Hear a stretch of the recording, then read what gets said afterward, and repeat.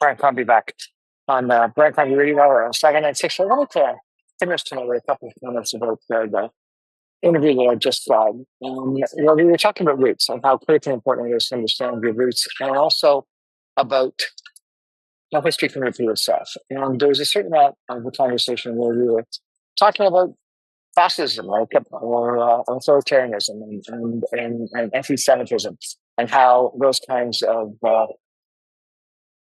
realities can repeat themselves, and we got to be aware of that, cognizant of it, and guard against it.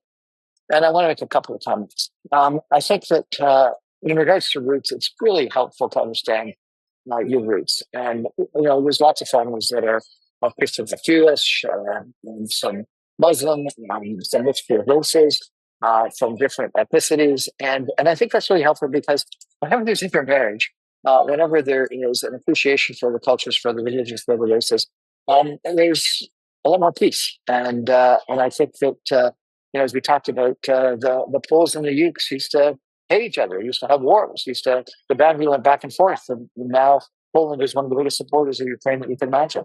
At one point in time, Catholics and Protestants, there was restriction of getting married. At one point in time, there was a real problem with divorced people getting remarried or marrying someone that had not been divorced. So, attitudes change, culture changes, and I think that we are one global world, and understanding everyone else, understanding our roots, understanding how our roots are far wider than we may have thought previously is really helpful and important. The second issue about fascism, authoritarianism, I think we have seen this increase in authoritarianism. I'm not sure if fascism is the right word, but we have seen this increase in authoritarianism. And I think it's because some people, maybe a lot of people, worry that capitalism and globalization hasn't really worked for them.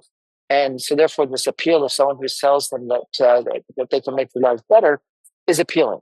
I don't think it's because people don't want democracy. It's because they want a better focus on economic opportunity. And I think that we've seen that not only in the United States, but elsewhere in the world, where people's real focus is on a better life. And while they like freedom and they want democracy, economic opportunity is critically important. And so I think that we've got to realize that, focus on it. And sometimes, reality is that some progressive ideals just haven't been as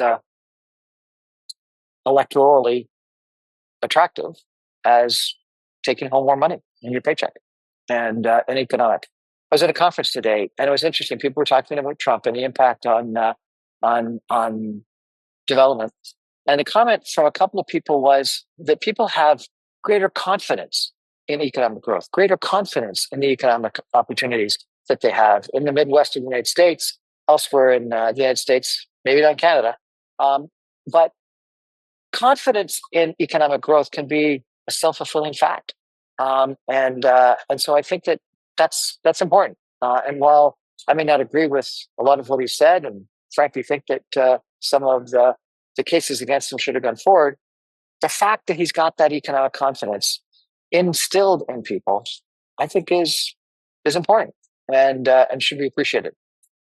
Anti-Semitism. I think that there has been this unbelievable increase in anti-Semitism, and maybe it was always there. It was just uncovered in the last year and a bit, since October the 7th of last year, and the attack of October 7th. And I think people of goodwill of every race and every religion should be standing up against that. And I think it's wrong not to.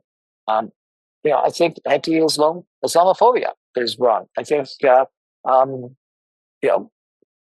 attitudes against any race or religion is wrong. I think people are people, and human rights are human rights, and we should respect everybody. And so I think that all good people should be standing up against this anti-Semitism that has been very evident in the streets and at college campuses, etc. And I think that's wrong. I want to make another comment, if I could, and I think that it is about negotiations. And I've been involved in a couple of negotiations recently where people have taken extremist points of view, and people have even described it as sort of the outrageous um, style of negotiations. Um, People think about Donald Trump, the former president, future president of the United States, and how to negotiate with him. I really think, and lots of people have said this, but I want to say it again, when you negotiate with someone, you got to create a relationship first and then negotiate second, even when someone is very transactional. When you have a new relationship with someone and you know them as a person, you can have a better conversation. It may still end up being very tough, and it may still be a very transactional negotiation.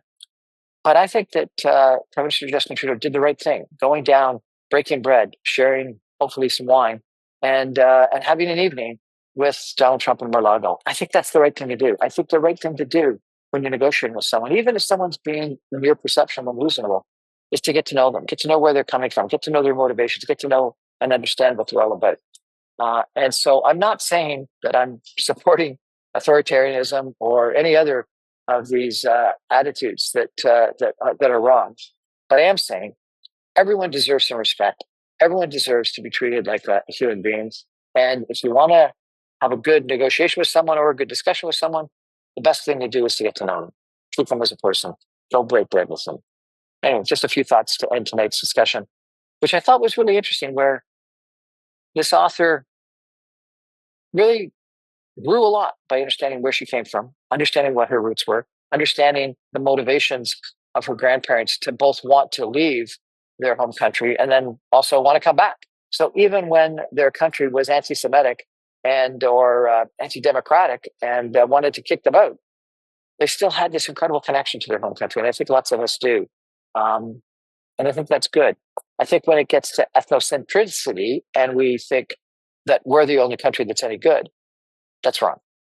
And the fact that they've traveled around the world, lived in numerous different places, fought against anti-Semitism, fought against, in the end, communism, fought for the freedom that they enjoy. I think it's a history of one family, but it's a history of so many families, and that's wonderful, and that's a treasure. And so it's probably a great book. It's a great story, and it gives me the opportunity to talk about how I think that, number one, we've got to think about authoritarianism and the attractiveness of the strong person, man or woman, that can solve our economic challenges and why that's attractive, which means that pocketbook issues, James Carville, it's the economy stupid, are really important to a lot of people. Even though we think democracy and human rights and abortion issues and things like that are critically important, and they are, pocketbook issues are really important. And that we've got to give a lot of thought to issues about racism, anti-Semitism,